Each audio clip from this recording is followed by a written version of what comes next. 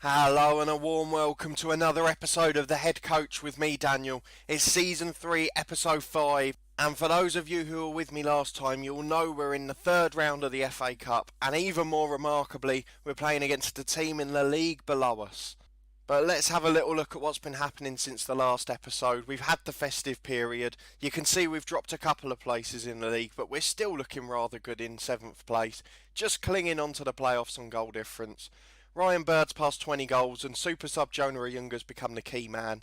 One of our few summer signings, Ryan Hall, has turned out to be brilliant again, so our director of football does deserve a bit more praise than he's getting, I think. Let's go and have a look at the results and fixtures since you were last here. We had that monster FA Cup shock against MK Dons in the last episode. We then played at home to York and nicked a point with a penalty, which was a pretty good effort the game after MK Dons, to be honest. We then had the most remarkable of games. It was 6-0 against Blythe. We were 5-0 up at half time and we just ran riot. I have no idea where it came from. You can see bar Mitch Walker, everyone's rating out of the starting 11 was well above 8, and actually I think they were all above 8.5, so one of the best performances I've seen, probably the best performance overall in this whole save so far. But unfortunately that was followed by a defeat to Sutton. I do have to point out, as you can see, there are a lot of unfamiliar names there, and Spencer Adams, who I vowed not to play again, played because we just basically threw it for the second year in a row. Getting through to the FA Cup third round, we had to make sure we had our squad available for that, and the FA Trophy were just games we couldn't worry about this season. So unfortunately I've had to let our most realistic chance at a cup final go. But we then played Woking on Boxing Day.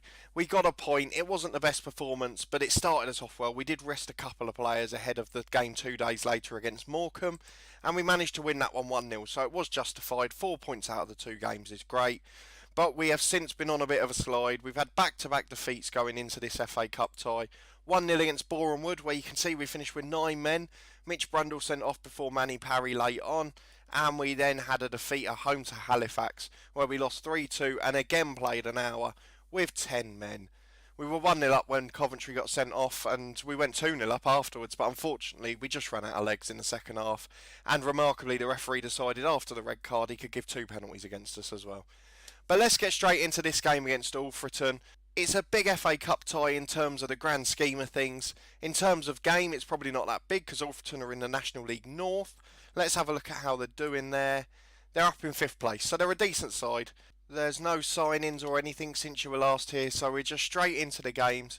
Our squad's a little bit threadbare as we've got a couple of suspensions, Coventry being the main one. Shiloh Tracy's still out, so we've only got the one player on the right wing, and that's our backup left winger. So we've got Mitch Walker in goal today, a back 4 of Pike, Parry, Boateng and Senior, Pinnock covering on the right as we mentioned, Brundle, Ashby and Hall making up the rest of the midfield, and super sub Ayunga up front with top scorer Ryan Bird. Let's get into it. This is the most important game of the season to me. If we can get to the 4th round of the FA Cup, we're inevitably going to get a bigger team and we're going to have a wonderful chance of getting a huge amount of money and investment into the club. So let's go and give them a bit of encouragement. Looking switch off isn't the best start. They're playing a flat 4-4-2 as you'd expect at that level. It's the best non-league formation and they've gone big long from the kick-off, but we've got to get back to winning ways in this one.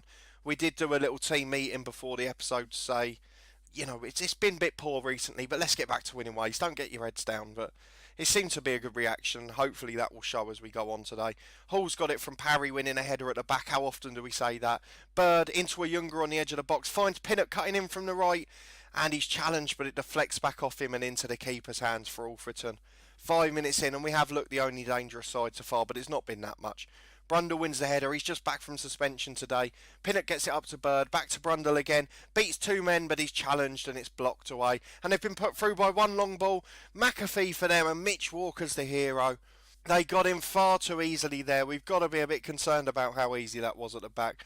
Boateng's not been particularly good there, and he's been beaten in the air by the header. But thankfully, it's still 0-0 thanks to Mitch Walker. 10 minutes in, and now Ilfreton have got the ball again. I'm a bit worried by this start now. They seem to be controlling the game in the middle. They're bringing it forward down the left. The big long ball's worked again, but Senior heads away. But it's only fallen to a red shirt again, and we're under the pressure early on here. Oh, it's not looking good. They've got so much space, but Brundle wins it back, and now Bird to Ayunga. Can we bring it forward again? He finds Bird on the left. There's 2 men coming into the box. Finds Brundle, and we're 1-0 up. We are ahead in the 3rd round of the FA Cup. And remarkably, we could be going round to the 4th round without playing a team above League One. Let's see if we can hold on to this lead now. We're not going to expect a big expansive performance. We just want to get the win today. It doesn't matter how. Let's see what we can do from the right. We've still got that problem with the Crabble on the right hand side. That's the name of the ground if you don't know Dover very well. But on the right hand side, the roof overlooks the stadium view that we normally have, but only a tiny bit of the pitch is missing, so we're not missing too much. I refuse to change my sideline view. It's the most realistic one. McAtee's coming forward for them now, and they're still dominating possession in the middle. But Pike with the big clearance to Bird, who's lost out in the air, but it falls to Brundle, who's been brilliant so far. Ayunga's got it on the right hand side. Now out to Pinnock, cutting in again. Finds Brundle. Can he get the ball into the box? He can't. He goes back to Ashby, and can we find a bit of quality? Ayunga into Bird. He's hit the post. That was the chance to make things comfortable, but unfortunately we couldn't. And coming up to the half an hour mark, it's still only 1-0 as a result of the post width. And here we go with 10 minutes till half time. Not many highlights to talk about now. We'll probably take that, to be honest. We can see if we can just get through. We've got the chance to get those bigger sides, the Arsenals, the Chelseas, the Uniteds. We hope as many of them get through as possible because we want the biggest tie in the books away from home. Alfreton have got it. They're building from the back with a big long clearance, but parry in the air again, so strong. But it's only falling to a red shirt every time. They're getting more and more possession, but Senior mops up there to Mitch Walker. And the big clearance to Ryan Bird. He's lost out again. Ashby back in the left-back position. Can we build a bit of quality? We can't. We've gone long, but Ayunga's going to get there. He's in behind. He finds Brundle into the edge of the box, and what a finish! Brundle from 25 yards. It almost looked like a curved placed finish. It didn't look to have a great deal of power, but Mitch Brundle has been absolutely sublime today. Ayunga gets the assist to mean that both of the front two have set up a goal, but Mitch Brundle is the big man before half-time. Alfreton have got a corner. They've headed it down, and they've got one back. We were just starting to talk about how comfortable we were getting, and they've got one back early doors. Now we go into a half-time a little bit concerned. Defending set pieces, I mentioned earlier in the season how comfortable we were from them. We've really started to look poor. I don't know if it's a coincidence from Boateng signing, because he seems to be at fault for a lot of them. But we are still ahead at half-time, and we're going to encourage them to do more.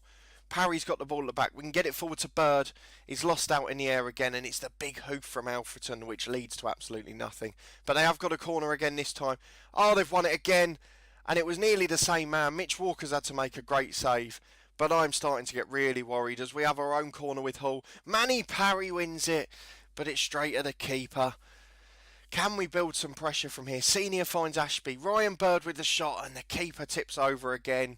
We just need to get that 2-goal cushion back. You can see Alfreton have actually had 3 clear-cut chances to our 2. You can see they're probably all from the corners where they've had header after header that's straight at the keeper. Obviously, they got their goal from it as well, and they've got another one here. You've got to be joking. They've won it again. It's just over, but how can we curb this at the back? It's not saying that any of our defenders are having a particularly terrible game, but nothing's happening from it. Pinnock's had a free kick which has gone miles over, and Ryan Hall's looking like he's a bit tired there after picking up a knock. We'll switch Pinnock over. We'll have to bring Pasley on, because we haven't got any other options on the right. We could put Brundle out there, but I'm not taking him off in this performance. Bird's just back from injury and he's struggling as well, so we're going to bring on Idar. We have got Jake Hyde back from injury, but he's lost so much of his stats and his physical qualities that he's really the 4th best striker at the club now, despite being the key man last year. We've got one sub up our sleeve and we'll save that towards the end. Ayunga wins the header and it goes to Pinnock. Can we build a comfortable attack? He tries to get it in behind, but that's the poor choice. Ashby again coming forward to Brundle. Brundle into Ayunga. Can we get the ball in behind to Idar? And Sarkic, the keeper, saves for Alfreton again. Can we make use of the corner? It's going to be whipped in right-footed, and we've got a few men attacking it. Ashby's corner towards Pasley, and it's straight at the keeper. It just looks like neither team can defend a set piece for their lives at the moment. Pinnock with a free kick in a similar area. Into Brundle, and it's just over. Via the bar, he could have had his hat-trick. And we're starting to dominate, even though we don't look comfortable at just 1 goal ahead. You can see Arsenal at the bottom there are 4-0 up. We'll take them in the next round away from home. 20 minutes to go. There's a few subs for Alfreton now in attacking areas. And we've got to hang on comfortably here, surely. Brundle finds Pasley. Ball in for Ayunga. This could wrap it up. He's in behind with the keeper and he's blasted it miles over. What a waste. He's been so good for us this year. But he's wasted a gilt-edged chance to put us 2 goals ahead. Senior wins the knockdown. Finds Ayunga again. Idar to Ayunga. He stood on the ball and they're bringing it away. They're through one-on-one from the one long ball again, but we have managed to get back and get numbers behind the ball this time. Wilson on the right with a cross blocked, but it's fallen to the red shirt as always. And they've hit an awful ball back and Brundle's going to mop up there. What can he do? He finds a Younger in behind. He's got Idar in the box if he can find him. He does, and Idar heads just over. It's still 2-1. We cannot get that third goal. Parry to Ashby. We're in behind again with Idar on the right. This time he's had to cut it back, and unfortunately his controls means it's intercepted and cleared. But Pike to Brundle again. Ashby in behind to Idar. A Younger, and it's 3-1. Their keeper got caught out in no man's land, and we have got our 2-goal lead restored. With 15 minutes to go, we are surely going to be in the fourth round draw for the FA Cup. Unfortunately, we're not going to be playing our beloved Luton because they're losing 3-0 at Southampton. But we're in a comfortable position and we will make our last sub now with a few minutes to go. Who do we want to bring off? We've got a few players looking complacent. Ideally, we'd like to take Pinnock off, but I can't see anyone on the left-hand side. We haven't got a sub we can make there, I don't think. I don't know if Senior can play further forward, maybe. Let's have a look at that. He can, so we'll live with that. He's not very good there, but that'll do. We'll put Ilasami at left back and we'll just try and shore things up. We've got 2 right backs on the right and 2 left backs on the left playing in front of each other. Ashby wins the challenge there, Senior to a Younger. Can we get a cross in towards Idar? Header down, but it's straight at the keeper. And it looks like we're just going to have to settle for 3 today. The second half performance, we have to say, has been really good, really confident. We've wasted a lot of chances, but a Younger has got his goal in the end. And Idar probably should have had one from a couple of these headers as well. Mitch Brundle, without doubt's been the key man. 2 goals, one of them was a worldy finish. And one of them are just a tapping, getting into the box from an attacking position. With 15 seconds left, we have done it now. We'll just see out the last few seconds of play. Parry wins the header again. Idar trying to get him behind, but he's lost out this time. Alfreton clear, and that is it. At the Crubble Athletic Ground, we get through to the fourth round of the FA Cup with a comfortable 3-1 win against a team in the league below. You could argue it was expected, but we're more than happy to get through. And in a high-pressure situation, we've got a big fourth round draw coming up. We'll be back in a minute to see who we get in the fourth round of the Cup. Okay, it's time for the fourth round draw. You can see that we're one of the 2 smallest teams left alongside Woking. The 2 big Manchester clubs are in the draw still, as are the rest of the top 6. The biggest casualty in the third round was Leicester, who lost at home to Bristol Rovers remarkably. But let's get straight into the draw and see who we can get. We'll take any Premier League or Championship side with a decent ground away from home. So let's get into it. Middlesbrough, we'll take that, but we've missed out. Stoke we'd take. You can see City are gone already. As a Liverpool now, if we could get this, I'd be happy. Oh, we've lost out, and Plymouth or Walsall are going to get the big game there. Southampton's a decent game in Championship now, remarkably. Next one's West Brom, again a big enough club, but Tottenham are out of the draw as well. Everton, again a big tie away, but Bristol Rovers, that's that reward for beating Leicester at the King Power. We've got a home tie again, that's a bit disappointing to be honest. But there's still 4 of the big 6. We've got Arsenal, we've got Manchester United, and we've got Chelsea as well if we could get them. Oh no, not again! We've got another disappointing tie. This time we probably won't win it as well, but what a disappointment that is. 2 in a row now. We could have got one of the biggest ties. We got to the fourth round of the FA Cup as a conference team, and our reward is Doncaster or Peterborough. No disrespect to them, but that's not the money spinner we were looking for. At least hopefully we'll sell out the home ground. Let's play out the rest of the tie. United got Barnsley, Arsenal away at Wolves and Chelsea at QPR, so nothing too exciting there. I'm so disappointed by that. I really hoped we were going to get a big one, but unfortunately it's not to be the case. I don't think we need to have a look at our schedule to tell you when we're going to be back next. We're going to come back for the fourth round of the FA Cup against whichever one of the 2 teams we get. It will still be our biggest game of the season so far, alongside the MK Dons ones. But these 2 are proper football clubs, so it will actually be more enjoyable for me. If we could pull off a shock and get to the 5th round, I would then be devastated if we didn't get a Premier League team. But I think we've got to count our lucky stripes that we've got to this stage, to be honest. We'll keep an eye on the league action. You can see we've crept down to 8th place in the last game, but hopefully we'll get back to league action soon once we've pulled off another shock in the FA Cup. There's the optimism for you. But that will be all from this one. Many thanks for watching. If you have enjoyed it, please put a thumbs up on the video. You can also subscribe to the channel below for regular content from this story, The Head Coach, every Monday to Thursday at 4:30 PM, as well as other Football Manager content and other sports games across the weekend. A big thank you again for watching, and we'll see you next time.